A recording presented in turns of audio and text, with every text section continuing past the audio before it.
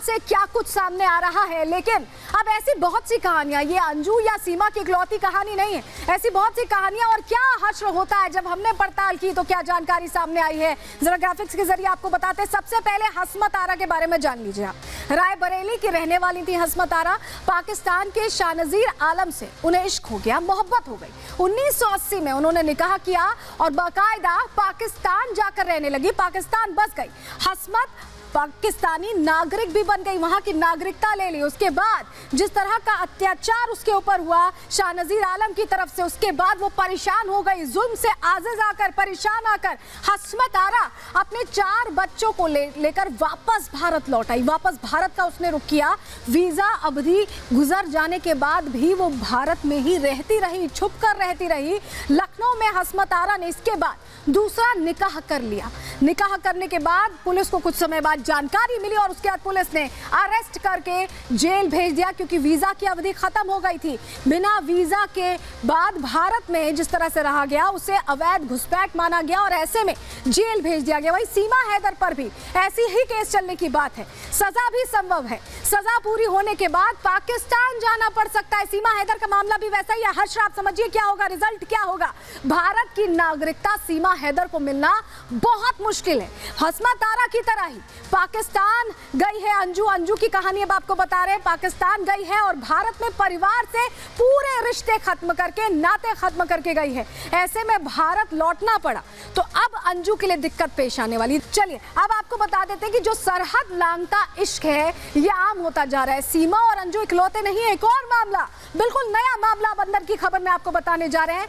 चीन की ये युवती है जो सरहद लांघकर पाकिस्तान पहुंच गई है। गाओ फैंग को जावेद से इश्क हो गया, ये भी ऑनलाइन इश्क ही था। बड़ी बात यह है गिलगिट के रास्ते इस्लामाबाद आ गई गाओ और इस्लाम कबूल कर लिया और नया नाम किस्वा नाम से निकाह कर लिया उसने जावेद के साथ रह रही है फिलहाल। पढ़ाई पूरी होने के बाद अब जावेद चीन जाएगा किस्वा के साथ रहने के लिए। उसमें करीब 1 साल का वक्त लगेगा। तो इस तरह की स्थिति है और बार बार चीजें ऐसी ही सामने आ रही है। सरहद लांघता इश्क इतना आसान नहीं है, ये जरूर हम कहेंगे। लेकिन अब अंदर की खबर में आपको बताते हैं। अंजू भारत से गई, काफी कुछ पीछे छोड़कर गई, चाहे परिवार की बात करें, रिश्ते नातों की बात करें, बच्चों की बात करें। ये जो छूट गया ये उसका कितना बड़ा नुकसान था और क्या हासिल किया उसने, आपको इस रिपोर्ट के जरिए दिखाते हैं।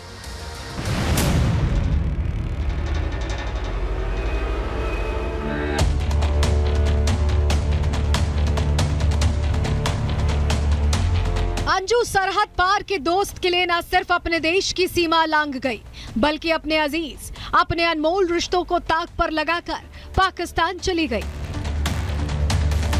एक नसरुल्लाह के लिए वो ये भूल गई कि वो किस किस से हाथ धो बैठेगी।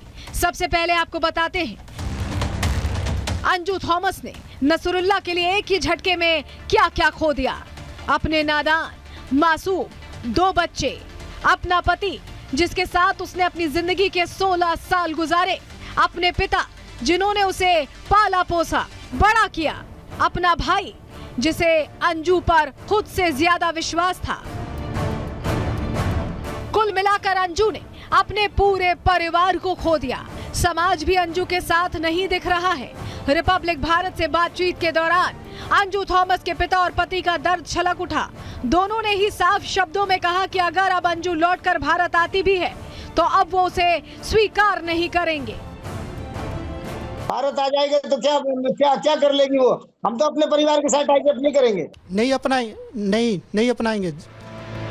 अंजू ने न सिर्फ अपने पति और जन्म देने वाले पिता को खो दिया, बल्कि उन दोनों बच्चों को भी वो खो बैठी जो उसका ही हिस्सा है।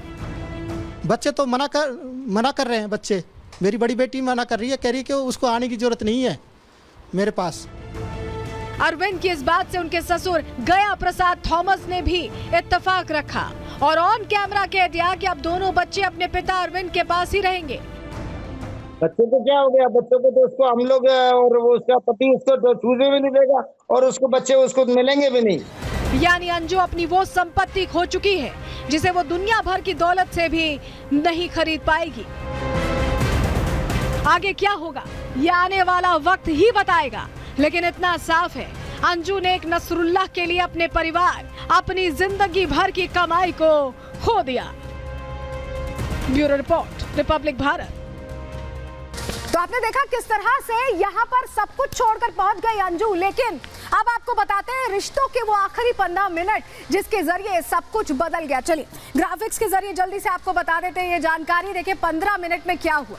अंजू के पिता से व्हाट्सएप पर गया प्रसाद थॉमस से बात की है अंजू थॉमस ने, और निकाह धर्मांतरण पर देखिए उनके पिता ने, अंजू के पिता ने फटकार लगाई। पाकिस्तान जाने पर भी फटकार लगाई, नाराजगी जाहिर की क्योंकि उन्हें यह पसंद नहीं आया।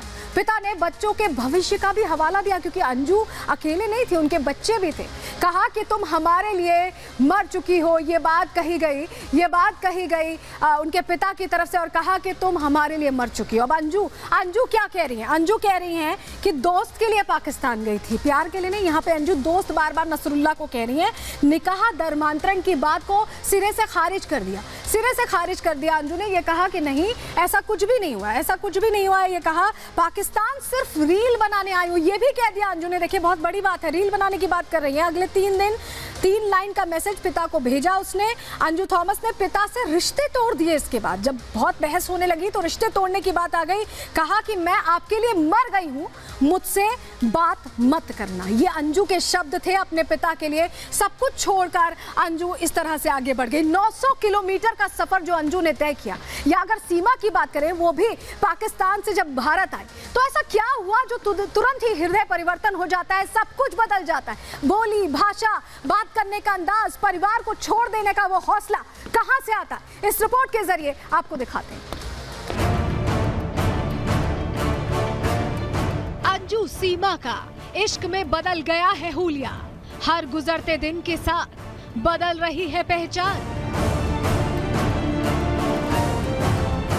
सरहद लांघते ही तुलसी पूजा करने लगी है सीमा हैदर, तो पाकिस्तान में बुर्का पहनकर रह रही है अंजू थॉमस।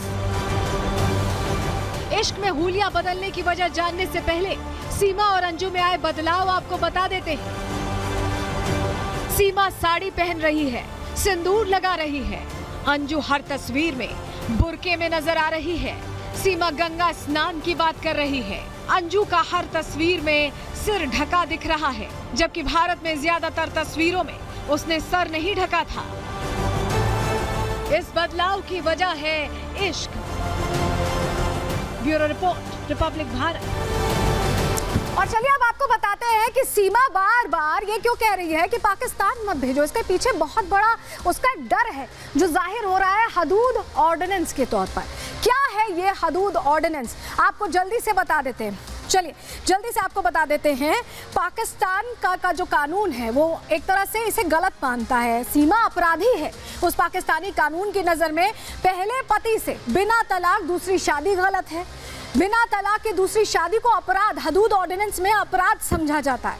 हदूद ऑर्डिनेंस के तहत क्योंकि ये अपराध है, ऐसे में इस ऑर्डिनेंस के तहत जेल से लेकर सजाए मौत तक का प्रावधान है। और यही वजह है जो डर रही है सीमा जाने से। और